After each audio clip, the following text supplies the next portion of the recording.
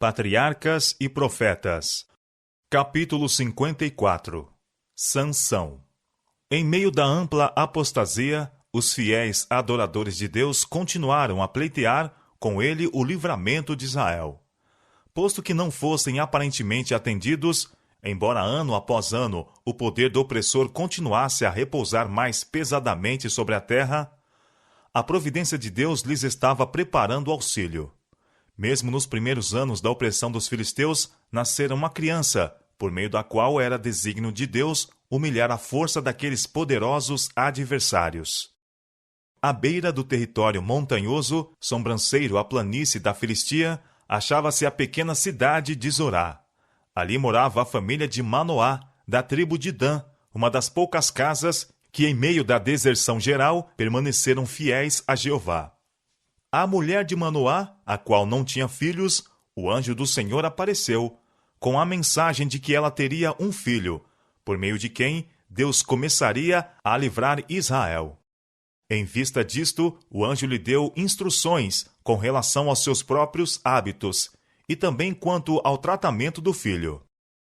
Agora, pois, guarda-te de que bebas vinho ou bebida forte, ou comas coisa imunda. Juízes, capítulo 13. E a mesma proibição deveria ser imposta desde o princípio à criança, com o acréscimo de que o cabelo não lhe deveria ser cortado, pois que cumpria ser ele consagrado a Deus como nazireu desde o seu nascimento. A mulher procurou o marido, e depois de descrever o anjo, repetiu sua mensagem. Então, receosos de que cometessem algum erro na importante obra a eles confiada, orou o esposo. Rogo-te que o homem de Deus que enviaste ainda venha para nós outra vez e nos ensine o que devemos fazer ao menino que há de nascer. Quando o anjo de novo apareceu, a ansiosa indagação de Manoá foi: qual será o modo de viver e serviço do menino? A instrução prévia foi repetida. De tudo quanto eu disse à mulher se guardará ela. De tudo quanto procede da vide de vinho não comerá, nem vinho, nem bebida forte beberá, nem coisa imunda comerá. Tudo quanto lhe tem ordenado, guardará. Deus tinha uma importante obra para o prometido filho de Manoá realizar, e foi para assegurar-lhe as habilitações para esta obra que os hábitos de ambos, mãe e filho, deveriam ser cuidadosamente regulados. Nem vinho nem bebida forte beberá. Foi a instrução do anjo à mulher de Manoá. Nem coisa imunda comerá, tudo quanto lhe tem ordenado guardará. O filho será influenciado para o bem ou para o mal pelos hábitos da mãe. Ela própria deve ser governada pelos princípios e praticar a temperança e renúncia de si mesma, se quer o bem-estar do filho. Conselheiros imprudentes insistirão com a mãe quanto à necessidade de satisfazer todo o desejo e inclinação. Mas tal ensino é falso e pernicioso. A mãe é colocada por ordem do próprio Deus sob a obrigação mais solene de exercer o domínio de si mesma. E os pais, bem como as mães, acham-se incluídos nesta responsabilidade. Pai e mãe transmitem aos filhos suas características mentais e físicas e suas disposições e apetites. Como resultado da intemperança paterna, as crianças, muitas vezes, têm a falta de força física e de capacidade mental e moral.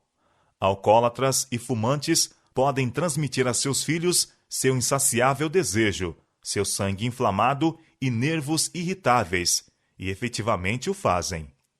O libertino muitas vezes lega à prole, como herança, os seus desejos impuros e mesmo moléstias repugnantes. E, como os filhos têm menos poder para resistir à tentação do que o tiveram seus pais, a tendência é para que cada geração decaia mais e mais.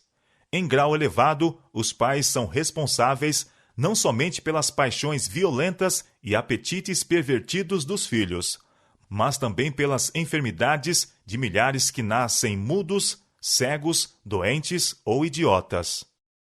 A indagação de cada pai e mãe deve ser: que faremos pelo filho que nos nascerá? O efeito das influências pré-natais tem sido por muitos considerado levianamente, mas a instrução enviada do céu àqueles pais hebreus, e duas vezes repetida da maneira mais explícita e solene, mostra como é este assunto considerado por nosso Criador. E não era bastante que o filho prometido recebesse um bom legado dos pais. Este devia ser seguido de um ensino cuidadoso e da formação de hábitos corretos. Deus determinara que o futuro juiz e libertador de Israel fosse desde a infância ensinado na estrita temperança. Devia ser nazireu desde seu nascimento, achando-se assim posto sob proibição perpétua do uso do vinho ou de bebida forte. As lições de temperança, renúncia e governo de si mesmo devem ser ensinadas às crianças, mesmo desde a primeira infância. A proibição do anjo incluía toda coisa imunda. A distinção entre alimentos limpos e imundos não era um estatuto meramente cerimonial e arbitrário, mas baseava-se em princípios sanitários.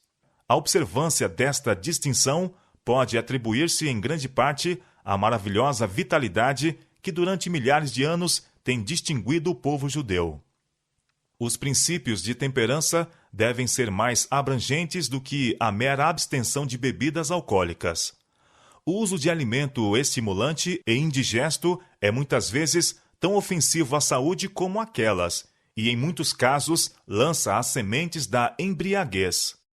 A verdadeira temperança nos ensina a dispensar inteiramente todas as coisas nocivas e usar judiciosamente aquilo que é saudável.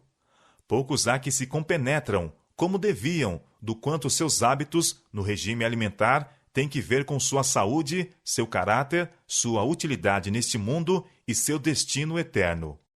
O apetite deve sempre estar sob a sujeição das faculdades morais e intelectuais. O corpo deve ser o servo da mente, e não a mente a serva do corpo.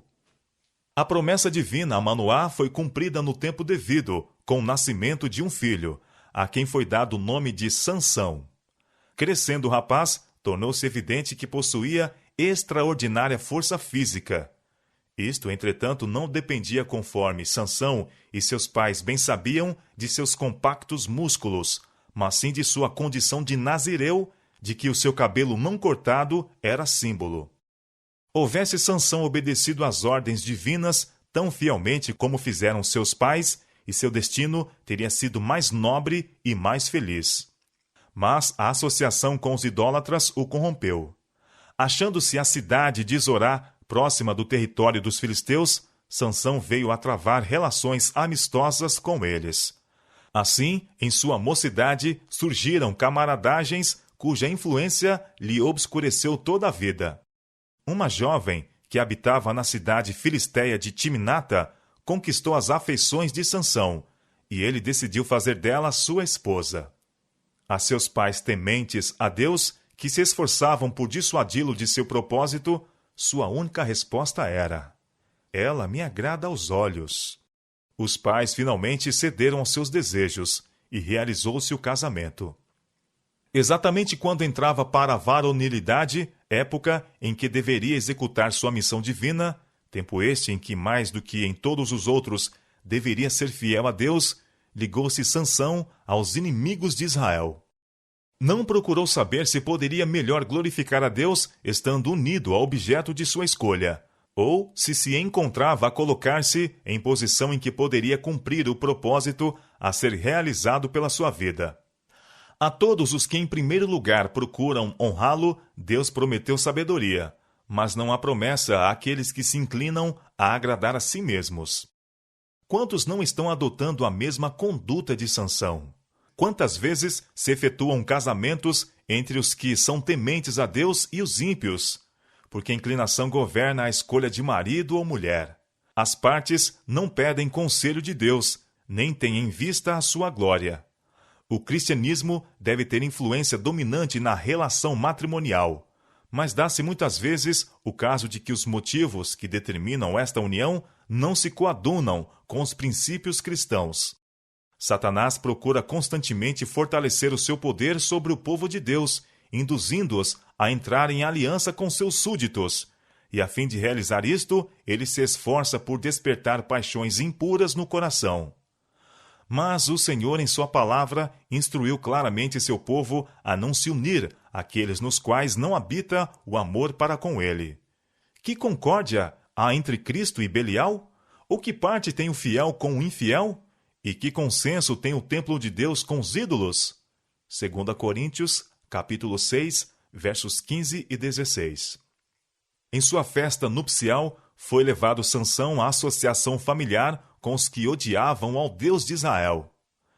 Quem quer que voluntariamente entre para uma relação tal, sentirá a necessidade de se conformar até certo ponto com os hábitos e costumes de seus companheiros. O tempo assim despendido é mais que desperdiçado. Entretém-se pensamentos e falam-se palavras que tendem a derribar as fortalezas dos princípios e enfraquecer a cidadela da alma. A esposa, para cuja obtenção Sansão transgredira o mandado de Deus, mostrara-se traidor a seu esposo antes de encerrar-se a festa nupcial. Irado pela sua perfídia, Sansão abandonou-a por algum tempo e foi sozinho para sua casa em Zorá. Quando, depois de acalmar-se, voltou em busca da esposa, encontrou-a como mulher de outro. Sua vingança, devastando todos os campos e vinhas dos filisteus, induziu-os a assassiná-la, embora as ameaças deles a houvessem compelido ao dolo com que tivera início aquela calamidade. Sansão já havia dado prova de sua força maravilhosa, matando sozinho um leão novo, bem como matando 30 dos homens de Asquelon. Agora, levado à cólera pelo bárbaro assassínio da esposa, atacou os filisteus e feriu-os com grande ferimento. Então, desejando um seguro refúgio de seus inimigos, retirou-se para a rocha de Etã, na tribo de Judá. Para aquele lugar foi ele perseguido por poderosa força, e os habitantes de Judá, grandemente alarmados, concordaram de maneira vil entregá-lo a seus inimigos. Em conformidade com isto, 3.000 homens de Judá subiram a ele. Mas mesmo com tal disparidade, não teriam ousado aproximar-se dele, se não se houvessem assegurado de que ele não faria mal a seus compatriotas. Sansão consentiu em ser ligado e entregue aos filisteus, mas primeiro exigiu dos homens de Judá a promessa de o não atacarem e o compelirem assim a destruí-los. Permitiu-lhes que o ligassem com 2 cordas novas e foi levado ao arraial de seus inimigos por entre demonstrações de grande alegria. Mas, enquanto suas aclamações estavam a despertar ecos nas colinas, o Espírito do Senhor possantemente se apossou dele. Rebentou as fortes cordas novas, como se fossem fios de linho queimados.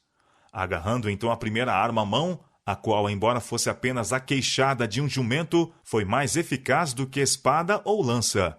Feriu os filisteus até que fugiram aterrorizados, deixando 1.000 homens mortos no campo. Estivessem os israelitas prontos a unir-se a Sansão e continuar a vitória, e poderiam, nesta ocasião, ter se livrado do poder dos opressores. Mas eles se haviam tornado desanimados e covardes. Negligenciaram a obra que Deus lhes ordenara fazer, desapossando os gentios e unindo-se a eles nas suas práticas degradantes, tolerando-lhes a crueldade, e mesmo favorecendo-lhes a injustiça, enquanto esta não se revertia contra eles. Ao serem trazidos sob o poder do opressor, submetiam-se timidamente à degradação de que poderiam ter escapado, caso houvesse tão somente obedecido a Deus. Mas quando o Senhor lhes levantava um libertador, abandonavam-no com frequência e uniram-se a seus inimigos. Depois da vitória de Sansão, os israelitas o tornaram juiz e governou durante 20 anos. Mas um passo errado prepara o caminho para outro. Sansão tinha transgredido o mandado de Deus, tomando esposa dentre os filisteus, e outra vez aventurou-se a ir entre eles, agora seus inimigos mortais, com o fim de satisfazer paixões ilícitas. Confiando em sua grande força, que inspirara tanto terror aos filisteus, foi ousadamente a Gaza visitar uma prostituta daquele lugar. Os habitantes daquela cidade souberam da sua presença e estavam ansiosos de vingança. Seu inimigo estava encerrado com segurança dentro dos muros da mais potentemente fortificada de todas as suas cidades. Estavam certos de sua presa e apenas esperavam o amanhã para completarem o seu triunfo. À meia-noite, Sansão foi despertado. A voz acusadora da consciência encheu-o de remorsos ao lembrar-se de que violara seus votos de Nazireu. Mas, apesar de seu pecado, a misericórdia de Deus não o abandonara. Sua prodigiosa força de novo serviu para livrá-lo. Indo à porta da cidade, arrancou-a do lugar e levou-a com as ombreiras e tranca ao cimo de uma colina no caminho de Hebrom. Contudo, mesmo esta difícil escapada não lhe deteve a má conduta.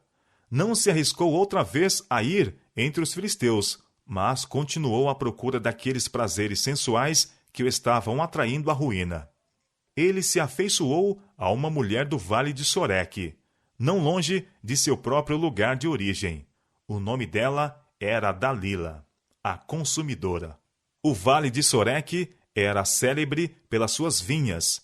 Estas também ofereciam uma tentação ao vacilante nazireu que já havia condescendido com o uso do vinho, quebrando assim outro laço que o ligava à pureza e a Deus. Os filisteus observavam vigilantemente os movimentos de seu inimigo, e quando este se degradou pela sua nova aliança, resolveram por meio de Dalila efetuar sua ruína. Uma delegação composta de um dos principais homens de cada província filisteia foi enviada ao vale de Soreque. Não ousavam tentar prendê-lo enquanto estivesse de posse de sua grande força. Antes era seu propósito saber, sendo possível, o segredo de seu poder. Subornaram, portanto, a Dalila para o descobrir e revelar.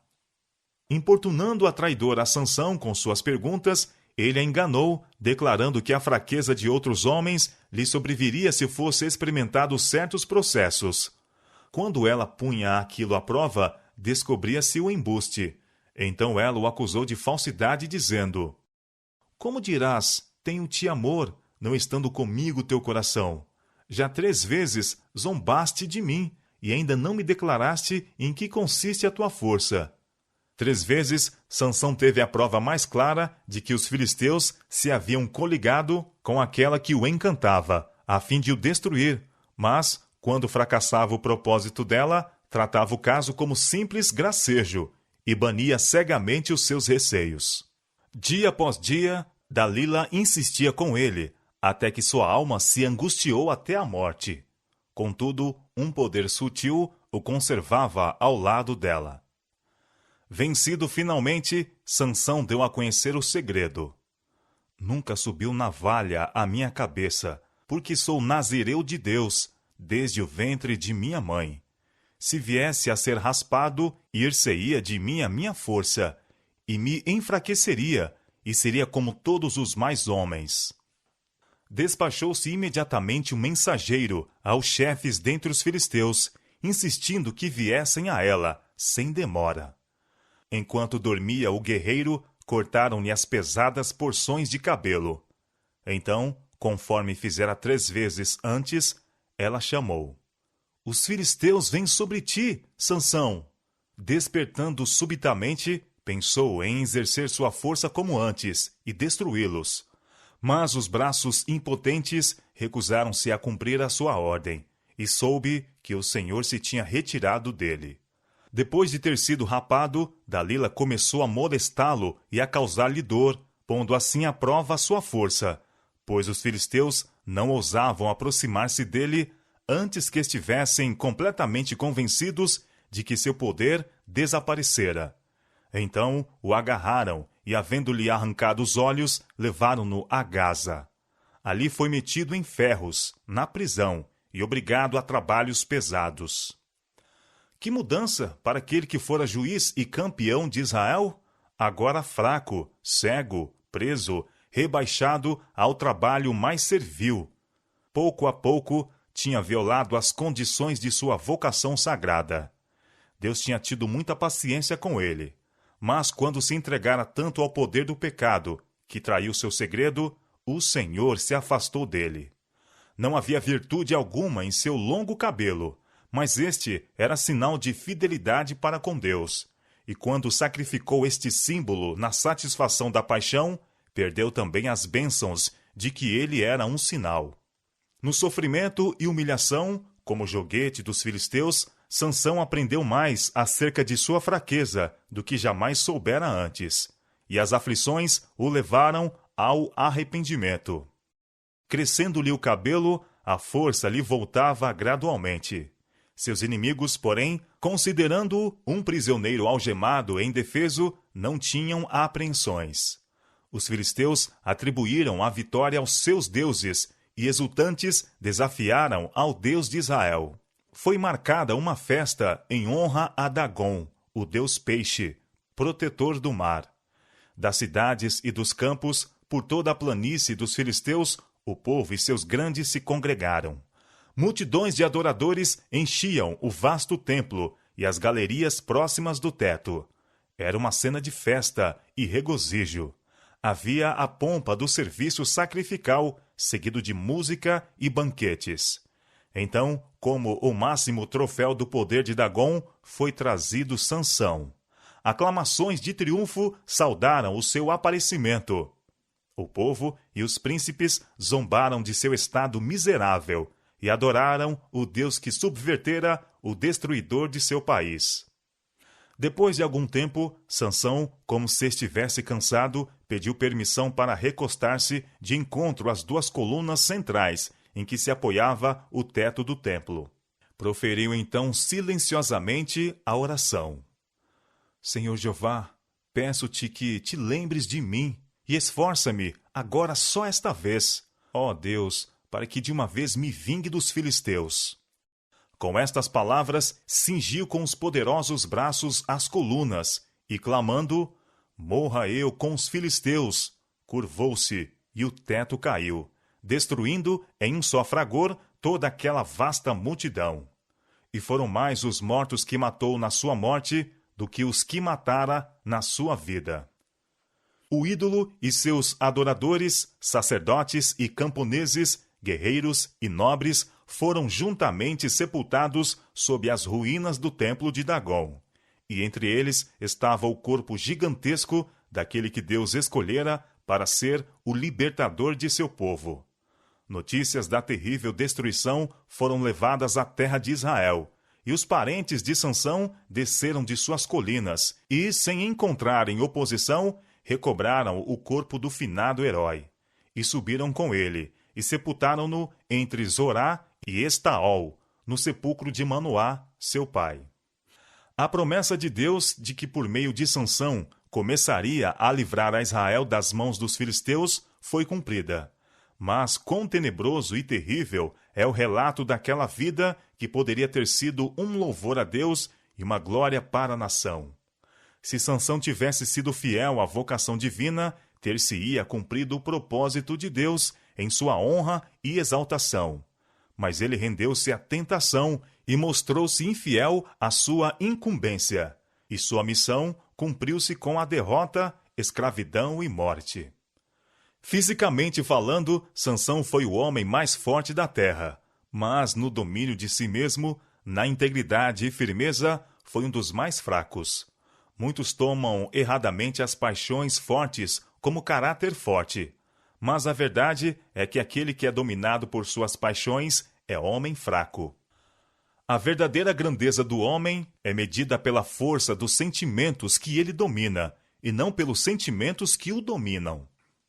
O cuidado providencial de Deus estivera com Sansão, a fim de que ele pudesse estar preparado para realizar a obra que fora chamado a fazer. Mesmo no princípio da vida, esteve cercado de condições favoráveis para a força física, vigor intelectual e pureza moral. Mas, sob a influência de companheiros ímpios, deixou aquele apego a Deus que é a única salvaguarda do homem, e foi arrastado pela onda do mal. Aqueles que no caminho do dever são levados à prova podem estar certos de que Deus os guardará. Mas, se os homens voluntariamente se colocam sob o poder da tentação, cairão mais cedo ou mais tarde. Justamente aqueles que Deus se propõe usar como seus instrumentos para uma obra especial, Satanás, empregando seu máximo poder, procura transviar. Ele nos ataca em nossos pontos fracos, procurando, pelos defeitos do caráter, obter domínio sobre o homem todo. E sabe que, se tais defeitos são acalentados, terá bom êxito. Mas ninguém precisa ser vencido. O homem não é deixado só a vencer o poder do mal pelos seus fracos esforços. O auxílio está às mãos e será dado a toda alma que realmente o desejar. Anjos de Deus que sobem e descem pela escada que Jacó viu em visão auxiliarão a toda alma que o deseje a subir mesmo aos mais altos